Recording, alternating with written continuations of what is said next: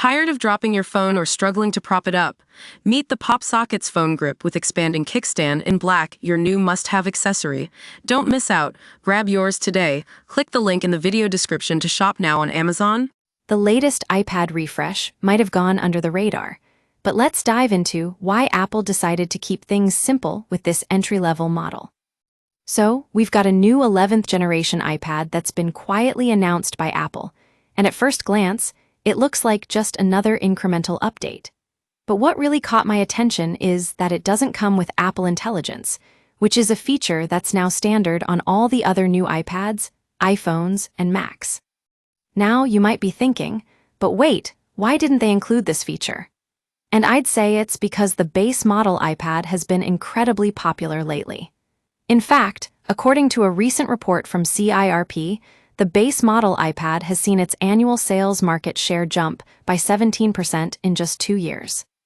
That's right, folks, Apple's 10th generation iPad is selling like hotcakes, and it's all thanks to its $350 price tag. And now, we're seeing that even with this latest refresh, the base model iPad still gets a lot of attention from consumers. But here's the thing. If you look at the sales numbers for Apple's more expensive iPad models, the iPad Air and Pro, they're not doing as well as expected. In fact, their market share has actually dropped slightly over the past year. So, what does this mean for Apple? Well, it means that they're not getting the kind of sales traction they'd like from these pricier models. And that's why I think it's safe to say that this latest iPad refresh was all about keeping things simple with the base model. Now, some people might be thinking, but what about Apple Intelligence? Doesn't that make a big difference? Well, let me tell you folks, it does.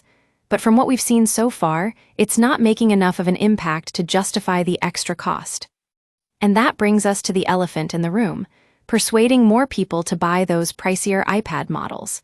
Because let's face it, Apple's more expensive iPads just aren't as appealing to consumers right now.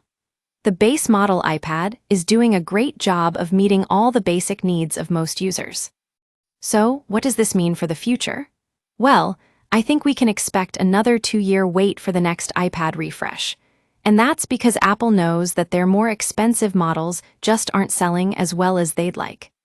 But hey, at least we've got some good news on the other side of things.